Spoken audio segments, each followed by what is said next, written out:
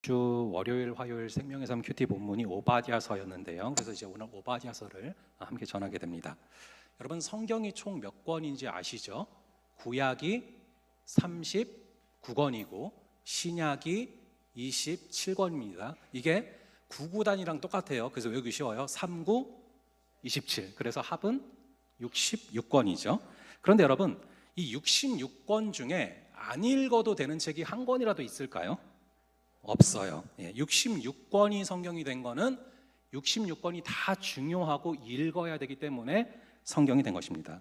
그런데 의외로 굉장히 많은 사람들이 이 오바댜서를 읽어보지 않은 경우들이 많습니다. 제가 심지어 교회를 60년을 다니셨는데 오바댜서를 펼쳐보지 않은 분도 봤어요. 그만큼 우리가 잘 읽지 않고 굉장히 묻혀있는 그런 책 중에 하나인데, 우리가 음식도 골고루 먹지 않고 편식을 하면 건강에 문제가 생기는 것처럼 성경을 읽을 때도 편식을 하면 우리의 신앙이 무너지는 지점이 반드시 생기게 됩니다. 그래서 우리가 66권을 골고루 읽어야 되는데, 성경을 골고루 읽지 않고 편식을 하게 되는 가장 큰 원인 중에 하나가 제가 될 수 있다고 저도 스스로 생각을 합니다. 제가 이제 균형 있게 전해야 되는 거죠.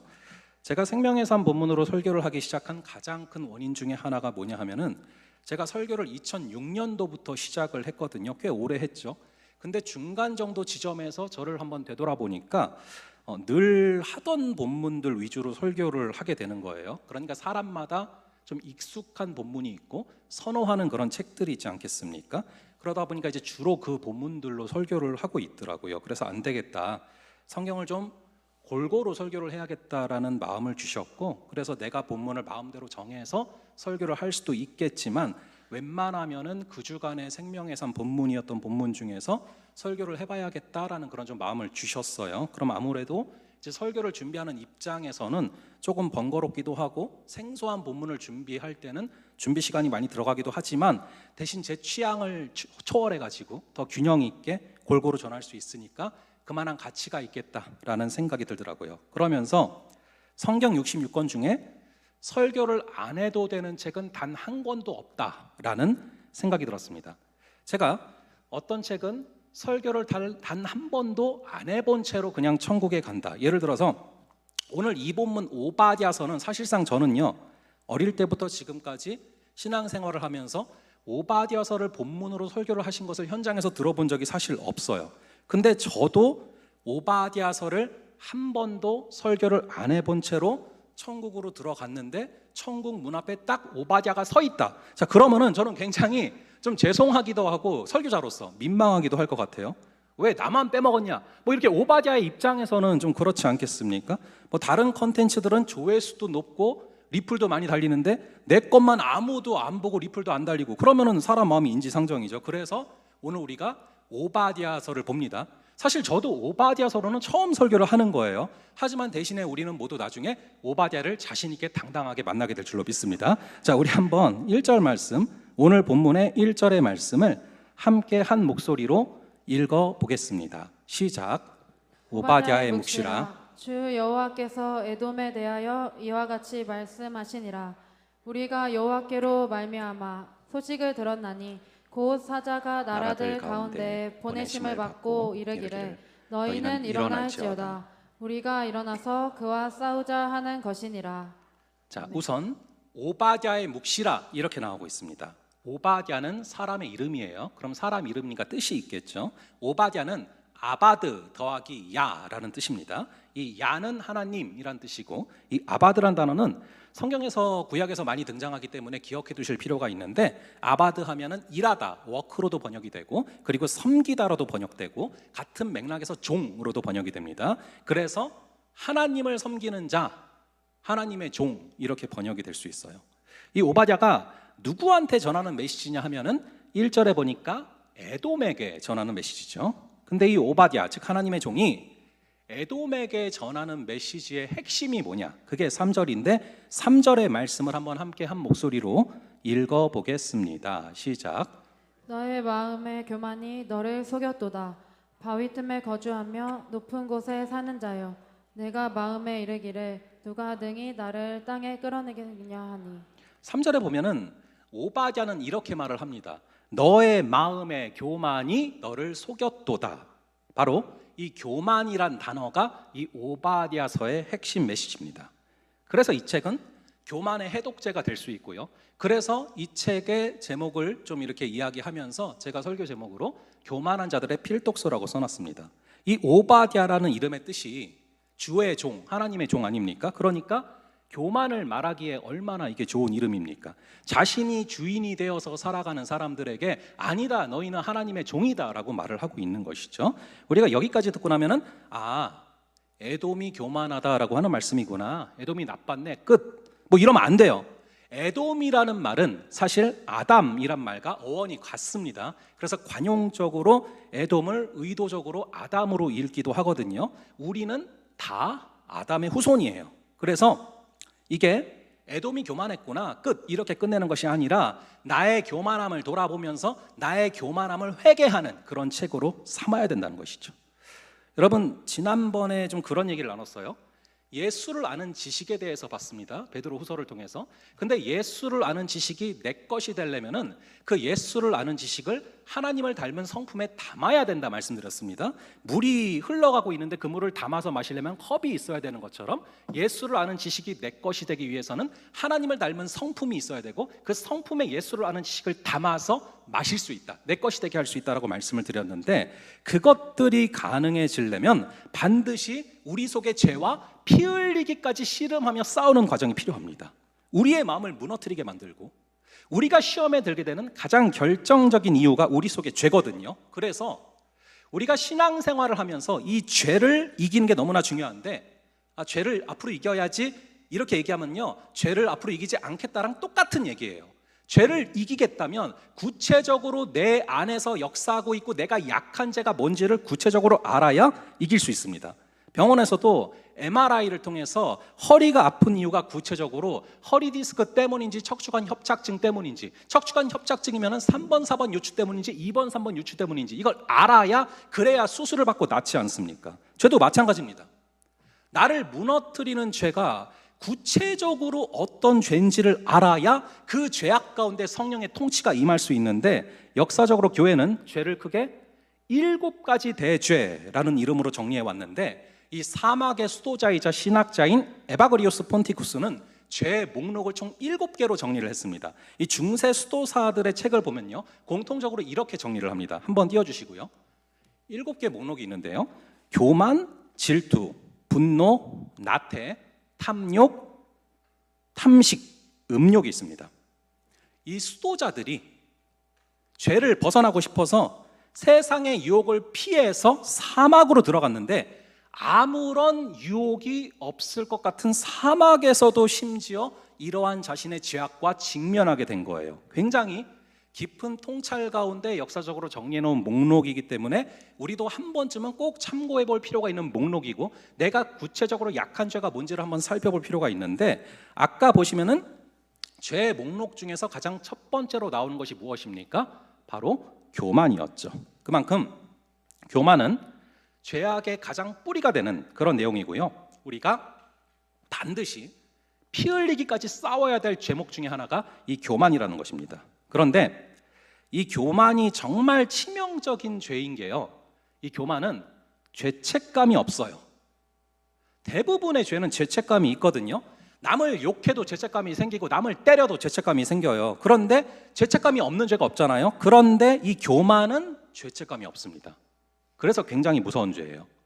여러분, 흔히 이 나병이 통증을 느끼지 못하는 병이라 비극적인 병이라고 하거든요. 여러분, 무통증병 같은 것도 마찬가지입니다. 무통증 병이 있어요. 그래서 압정을 밟았는데 아무렇지가 않고, 그리고 다리미에다가 손을 댔는데 아무렇지가 않아요. 통증을 못 느끼는 거죠. 하지만 결국에 나중에 통증을 못 느끼기 때문에 뭐 맹장이 터져서 급사한다거나 이런 일들이 벌어지거든요. 근데 교만이 바로 영적인 나병이라는 것입니다. 이 교만에 대한 죄책감을 느끼지를 못하고요, 그러다 보니까 오히려 교만함 가운데 있는데 자부심이나 긍지를 느끼기도 합니다. 교만한 사람은 자신이 교만한지를 절대 알지를 못합니다. 나는 자신감이 있어, 나는 똑똑해, 이렇게 생각한다는 거죠. 그래서 내 말이 다 맞아, 이렇게 생각하게 된다는 것입니다. 그래서 대안이 없어요. 고칠 길이 없습니다. 그래서 교만한 사람이에요. 근데 정말로 하나님이 사랑하는 사람이죠. 그러면은 치셔서라도 고치세요. 우리 한번 1절의 말씀을 다시 한번 같이 한번 함께 읽어보겠습니다. 시작. 오바댜의 묵시라. 주 여호와께서 에돔에 대하여 이와 같이 말씀하시니라. 우리가 여호와께로 말미암아 소식을 들었나니 곧 사자가 나라들 가운데 보내심을 받고 이르기를 너희는 일어날지어다. 우리가 일어나서 그와 싸우자 하는 것이니라. 자, 아멘. 여기서 일어날지어다라는 동사가 히브리어로 쿰이란 단어인데 뭘 시작하자라는 단어입니다. 뭘 시작하자고 합니까? 싸우기를 시작하자라는 것입니다. 하나님께서 모든 대적들을 일으키게 하셔서 이 에돔과 싸우게 하시겠다라는 거예요. 우린 여기서 알 수 있습니다. 이 교만한 사람은, 교만한 자는 하나님께서 맞서 싸우시는 대상이 된다는 것입니다. 우리가 열왕기상을 살펴볼 때요, 이 솔로몬이 그렇지 않았습니까? 말년에 교만해지자 여기저기 숨어져 있던 대적들을 일으키게 하셔서 이 대적들이 솔로몬을 공격하지 않습니까? 그렇게 교만은 하나님께서 정말로 싫어하시는 죄악이라는 것입니다. 이어서 2절의 말씀을 함께 한 목소리로 읽어보겠습니다. 시작. 보라, 내가 너를 나라들 가운데 매우 작게 하였으므로 내가 크게 멸시를 받느니라. 자, 교만한 자들을 매우 작게 하신대요. 그러면서 내가 크게 멸시를 받느니라. 자, 이 말은 과거형으로 써졌잖아요. 그런데 내용은 미래입니다. 너가 멸시를 받게 될 것이다. 왜 내용은 미래인데 과거형으로 써놨을까요? 이걸 갖다가 예언적 완료라고 합니다. 반드시 일어날 일이라서 미래를 과거처럼 써놓은 것이죠. 뭐 쉽게 말을 하면은 애들끼리 싸울 때 이러잖아요. 너 죽었어 이러잖아요. 이 죽었어는 과거형입니다. 하지만 의미는 앞으로 너를 죽일 것이다 이런 얘기죠. 이게 바로 예언적 완료입니다. 그런데 왜 이런 일을 당하느냐? 구체적인 원인이 3절이에요. 우리 3절의 말씀을 함께 한 목소리로 읽어보겠습니다. 시작. 너의 마음의 교만이 너를 속였도다. 바위 틈에 거주하며 높은 곳에 사는 자여, 내가 마음에 이르기를 누가 능히 나를 땅에 끌어내리겠느냐 하니. 특히 앞부분, 너의 마음의 교만이 너를 속였도다. 이거를 굉장히 여러분들이 주의 깊게 보셔야 됩니다. 우리가 신앙생활할 때 무너지게 되는 가장 큰 이유가 뭔지 아십니까? 사탄이 나를 시험해서 무너지는 겁니까? 친구들이 나를 죄짓도록 유혹해서 무너지는 겁니까? 여러분, 이 요즘 시대를 관통하고 있는 가장 큰 우상, 여러분들 시대에 가장 많이 섬기고 있는 신이 어떤 신인지 아십니까? 바로 내 자신이에요. 신앙에서 가장 걸림돌이 되는 것은 바로 내 자신입니다. 우리가 신앙에 방해받는 여러 가지 요소들이 있겠지만 신앙생활에서 가장 우리가 걸림돌이 되는 것은 그런 것들로 인해서 흔들리는 내 자신이란 말이죠. 결국 모든 상황들로 인해서 흔들리는 마음을 붙잡지 못하고 하나님에게서 멀어지려고 하는 그런 내 자신이 신앙에서 가장 큰 걸림돌이 될 수 있고 방해물이 될 수 있다는 거예요. 각 사람이 시험을 받는 것은 자기의 욕심에 이끌려서 미혹됨이라고 말하지 않습니까? 사탄이 미혹을 하는 것도 우리 안에 어떤 욕심이 있어서 그거를 건드려서 우리가 미혹게 되는 것이지, 우리가 그냥 가만히 있는데 우리를 나쁜 사람으로 만들 만큼 사단은 전능한 존재가 아니라는 것이죠. 그거를 너무 잘 표현한 게 바로 3절인 거예요. 너의 마음의 교만이 너를 속였다. 남이 너를 속인 게 아니라 너의 마음속에 교만이 너를 속였다라고 말씀하고 있죠. 우리가 교만은 큰 죄가 아니다라고 생각하는 경향이 있습니다. 남을 때려서 죽이거나 간음을 하거나 이래야만 큰 죄라고 생각을 하는 경향이 있는데, 성경이 언급하는 가장 큰 죄가 바로 교만이에요. 앞서 말씀드린 것처럼 사람을 미워하면 죄책감이라도 생기고, 그래서 하나님 앞에서 내 마음을 돌아보게라도 되는데 교만은 죄책감을 느끼지를 못합니다. 왜냐하면 죄책감이라는 것은 내가 누구를 두려워해서 생기는 감정인데, 교만은 바로 그렇게 내가 두려워하는 대상이 없어지고 하나님의 자리에 내가 서는 것이기 때문에 그렇습니다. 우리 다시 한번 이 3절의 말씀을 함께 한 목소리로 읽어보겠습니다. 시작. 너의 마음의 교만이 너를 속였도다. 바위 틈에 거주하며 높은 곳에 사는 자여, 내가 마음에 이르기를 누가 능히 나를 땅에 끌어내리겠느냐 하니. 여기서 교만한 사람으로 구체적으로 지목되는 것이 에돔 족속이죠. 이 에돔은 여러분들이 잘 아시는 그 에서의 후손입니다. 여러분들이 야곱과 에서를 잘 아시지 않습니까? 그 하나님의 장자권을 팥죽 한 그릇에 팔아버린 야곱의 형 에서를 아시죠? 그 에서의 후손들을 에돔이라고 하는데, 에돔이 바위 틈에 거주하면서 높은 곳에 있는데 누가 능히 나를 끌어내리겠느냐, 이렇게 말을 한다라고 써져 있어요. 이 에돔 족속은 지리적으로 보면은 사실 교만할 수 있는 여건을 좀 갖추고 있기는 합니다. 이 에돔이 요단강 동쪽의 가장 밑에 쪽에 있는데 엄청나게 큰 바위가 엄청나게 많은 곳이에요. 그래서 지금도 여러분들이 이 요르단에 가면은 페트라라는 유적지가 있는데 세계 7대 불가사의 중에 하나인 유적을 볼 수 있거든요. 그래서 저는 누군가가 나중에 성지순례를 보내주신다고 하면은 꼭 가보고 싶은 곳 중에 하나가 페트라예요. 그래서 제가 한번 사진을 2개를 가져왔는데, 첫 번째 우선 알카즈네를 좀 먼저 보여주세요. 저게 세계 7대 불가사의 중에 하나인데 현대 높이로 쳐도 20층 이상의 건축물인데, 근데 이게 신기한 게 이 건축물은 돌을 쌓아 올려서 만든 게 아니라 바위 절벽을 그대로 깎아서 만든 조각물입니다. 그냥 조각을 한 거예요. 바위를 정으로 쪼고 해가지고. 근데 이것이 얼마나 정교하게 만들어졌는지 모르고 안에 가면은 이거를 쌓아도 이렇게 쌓아 올릴 수 없을 만큼 정교하게 만들어졌어요. 그런데 이 알카즈네까지 가는 길이 예술이거든요. 다음 사진을 한번 보여주세요. 저기 사람 보이죠? 조그만 거. 저 협곡이 얼마나 높은지 느껴지십니까? 저 사람의 크기랑 비교해보면 느껴질 수 있거든요. 이렇게 엄청나게 높고 엄청나게 긴 이 협곡을 지나가야지만 알카즈네를 만날 수 있고 또 이 도시를 만날 수가 있는 거죠. 그런데 협곡이 너무 좁고 그리고 높은 협곡이어서 실제로 역사적으로 남아있는 기록 중에 하나가 뭐냐면은 12명만 있으면 10만 대군을 막아설 수 있다라는 말이 기록되어 있어요. 아무리 10만 대군이 쳐들어와 봤자 협곡이기 때문에 동시에 여러 명이 들어갈 수가 없어서 이 좁은 협곡을 지나가야지만 도착할 수 있기 때문에 이미 매복되어 있는 사람들이 소수만 있어도 절대 이길 수가 없다라는 거죠. 여러분, 이게 이해가 잘 안 가시면은 영화 중에 이 300이라는 영화가 있습니다. 제가 옛날에 전도사 때 2007년도에 그 영화가 개봉을 해서 고등부 수련회 홍보 영상이 300으로 만들어졌던 기억이 있거든요. 엄청 재밌었던 영화인데 이 넷플릭스에 있거든요. 그래서 여러분들 뭐 방학 때 한번 시간 한번 보세요. 자, 그런데 그 영화에 보면은 어떤 장면이 나오냐면은 수십만 대군이 몰려오거든요. 25만 명. 페르시아 대군 25만 명이 몰려오는데 300명이 딱 좁은 협곡에서 버티고 있으니까 뚫지를 못해요. 물론 그 영화는 역사를 살짝 좀 각색을 한 겁니다. 그런데 그 메타포를 어디서 가져왔냐 하면은 바로 이 페트라, 좀 아까 봤던 이 페트라에서 가져온 겁니다. 12명이면은 수십만 대군도 막아버릴 정도로 천혜의 요새라는 거죠. 그러니까 이 에돔 족속은 우리는 철옹성에 있다라고 생각을 한 거예요. 자기 자신이 믿을 만한 거죠. 게다가 여기 에돔이 지금으로 치면 어디냐 하면은 이 요르단이거든요. 여러분 혹시 이 요르단 기억나십니까? 이번 아시아컵 때 우리가 4강전에서 요르단을 만나는데 완전히 요르단한테 처참하게 무너졌어요. 2대 0으로 졌는데 그때 이 요르단 팀의 공격수가 알타말인가요? 그 알타리모 같이 생겨서 기분 나빴던 그 알타말이 맞죠? 그 알타마리가 막 휘저으면서 다니는데 완전히 수비수들이 농락당했어요. 그리고 한국이 2대 0으로 졌는데 그때 보니까 이 요르단 애들이 얼마나 탄력이 있는지 얼마나 스피드가 있는지 몰라요. 그러니까 보통 힘이 아니거든요.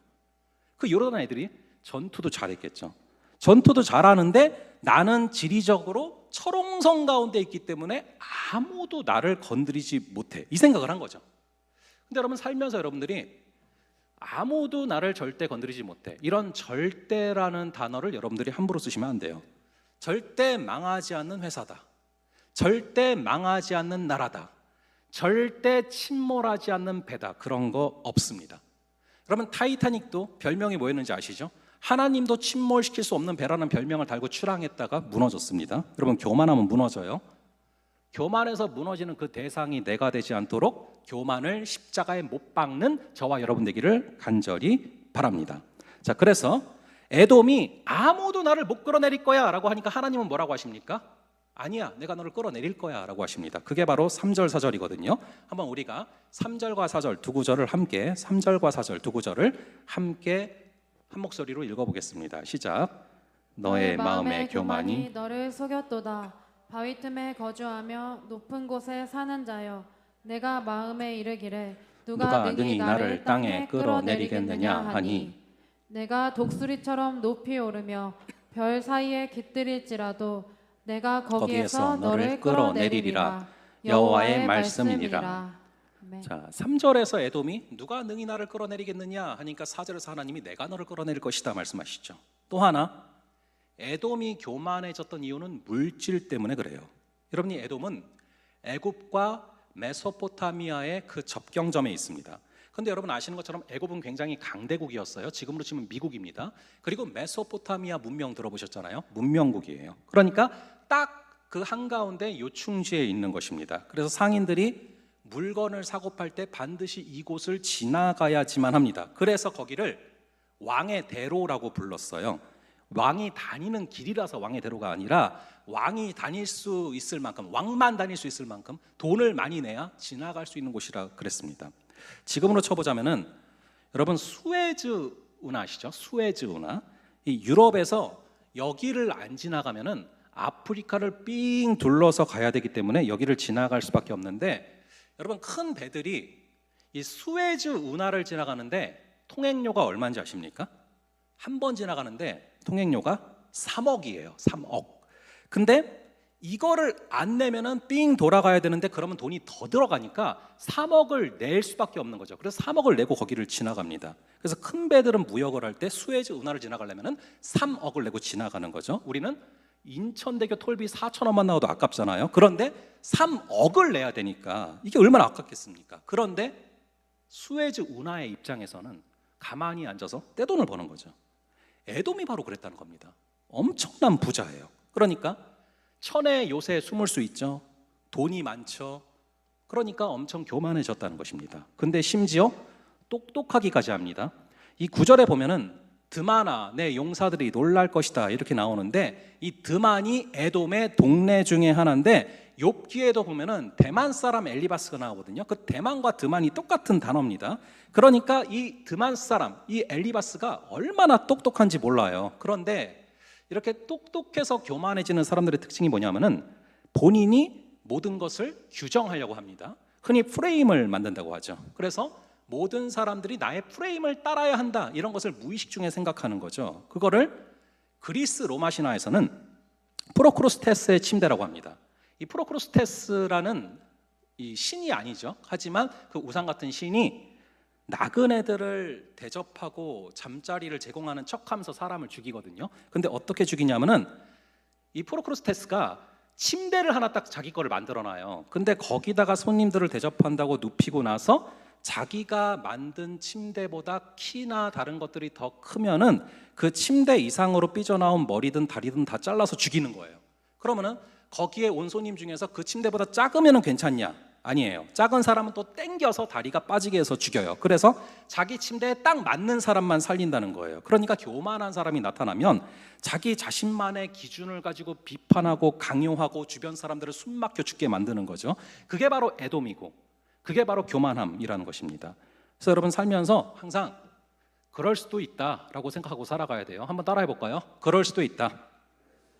그리고 한번 이렇게 따라해 볼게요. 내가 틀릴 수도 있다. 이렇게 생각을 해야지 나는 무조건 다 맞고 남은 틀리다. 이게 바로 교만이라는 것입니다. 그래서 이 폴 스티븐슨 교수님은 교만에 대해서 이렇게 정의를 합니다. 자신을 최고라고 여기면서 자기 자신 안에 갇히는 것. 그런데 이 교만을 해결할 수 있는 해독제, 즉 이 교만을 이겨낼 수 있는 성령의 열매로 제시하는 게 뭔지 아십니까? 이 교만이라는 것이 우리 안에 있는데 이 교만을 이겨낼 수 있는 성령의 열매 중에 하나가 바로 희락, 기쁨이라고 이야기를 합니다. 뭐 인사이드 아웃에서도 기쁨이가 중요한 역할을 하잖아요. 어떻게 이 기쁨이라는 것이 교만을 이겨내는 그런 해결책이 될 수 있는가? 이 교만은 자기 자신을 최고라고 여기면서 자신을 기뻐할 때 나타납니다. 그런데 이 겸손은 하나님을 높이면서 하나님을 기뻐할 때 그때 나타나게 되는 것이 겸손입니다. 교만은 성령께서 주시는 기쁨을 빼앗아가 버리고요. 거꾸로 하나님을 기뻐하면 이 교만이 우리 속에서 사라진다는 것이죠. 이 교만의 반대말은 겸손인데, 겸손은 자신에 대한 환상을 품지 않으며 자신의 무가치함을 인정하고 자신이 하나님을 감동시킬 수 있는 어떤 일도 할 수 없는 존재라는 것을 인정하는 것입니다. 그런데 역설적으로 하나님은 그런 겸손한 사람을 사랑하십니다. 그래서 그런 자들에게 주님은 의외로 승리를 허락하시죠. 사람의 눈으로 볼 때는 지리적으로 유리하고 돈도 많고 똑똑한 에돔이 이길 것 같은데 말도 안 되게 이스라엘에게 주님은 승리를 허락하신다는 것입니다. 교만한 사람은 자신의 힘과 능력을 의지할 수밖에 없습니다. 하지만 스가랴 4장에 나오는 것처럼 이는 힘으로도 아니 되고 능으로도 아니 되고 오직 나의 영으로 되느니라 말씀하지 않습니까? 힘으로 능으로 이기는 것이 아니라 영으로, 하나님의 영이 함께 하시는 자가 이기는데, 하나님의 영이 누구와 함께 하시느냐? 겸손한 자, 마음이 가난한 자, 낮아진 자에게 함께 하신다라는 것입니다. 이것은 세상에서도 통하는 원리입니다. 여러분, 세상 사람들이 흔히 하는 말 중에 이런 말이 있습니다. 장수 중에 최고의 장수가 무엇이냐? 바로 운장이다, 이런 얘기를 합니다. 여러분, 용장이 지장을 이길 수가 없어요.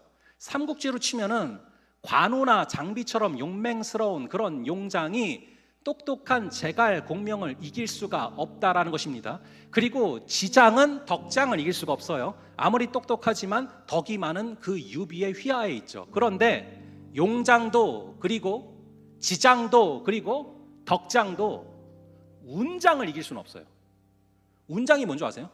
운이 좋은 사람이에요. 여러분, 삼국지에 보면은 이 제갈 공명이랑 사마의가 싸우는 장면이 나옵니다. 그 덕장의 휘하에 있는 머리가 좋은 지장인 이 제갈 공명이 머리를 사용해서 완벽하게 함정을 파놨어요. 그리고 그 안에 폭죽을 심어놨어요. 이거는 누가 봐도 제갈 공명이 이길 수밖에 없는 판이거든요. 그리고 아니나 다를까 그 지략에 밀려서 결국에 사마의가 그 함정에 빠지게 됩니다. 그러면 폭약이 터지면서 게임이 끝나야 되거든요. 그런데 그 순간 갑자기 비가 내려요. 그래서 결국 함정에 빠져서 터져 죽을 수밖에 없는 상황이었는데 비가 내려서 살아나요. 요즘 유행하는 비 내리시네? 그런 거잖아요. 그래서 결국 삼국 정립이 되거든요. 여러분, 이 용장은 지장한테 이길 수가 없고 지장은 운장을 이길 수가 없단 말이에요. 이 운장이 세상 말로는 운이 좋은 사람이죠. 근데 성경적으로는 은혜가 임하는 사람입니다. 여러분, 누구한테 은혜가 임하는 줄 아십니까? 겸손한 자한테 항상 하나님의 은혜가 임해요. 물이 흐르는 것과 똑같습니다. 물은 항상 높은 곳에서 낮은 곳으로 흐르지 않습니까? 하나님의 은혜는 물과도 같아서 항상 낮은 곳으로 흐릅니다. 우리가 가난한 마음, 겸손한 마음, 그리고 우리가 정말로 하나님 앞에서 겸비한 마음을 가지고 있을 때 은혜는 그곳으로 흘러갈 수밖에 없다라는 것입니다. 그래서 우리가 교만에서 버림을 받고 높은 곳에서 추락하는 것이 아니라 우리에게 겸손함을 허락하여 주시옵소서. 그리하여서 하나님의 은혜가 임하는 자, 힘으로 능으로 하는 것이 아니라 하나님의 영이 함께하여서 승리하는 자가 되기를 기도하며 나아갈 수 있기를 간절히 바랍니다. 내 안에 갇혀서 나를 기뻐하고 나를 높이는 것이 아니라 오직 하나님을 높이고 하나님을 찬양하고 하나님을 기뻐하면서, 그러할 때 겸손한 자에게 비 내려주시고 겸손한 자에게 은혜를 주시는 하나님의 은혜가 임하게 될 때 우리에게 주께서 주시는 승리가 임하게 될 줄을 믿습니다. 우리 그것을 기억하면서 우리 주는 위대하십니다. 능력이 많으십니다.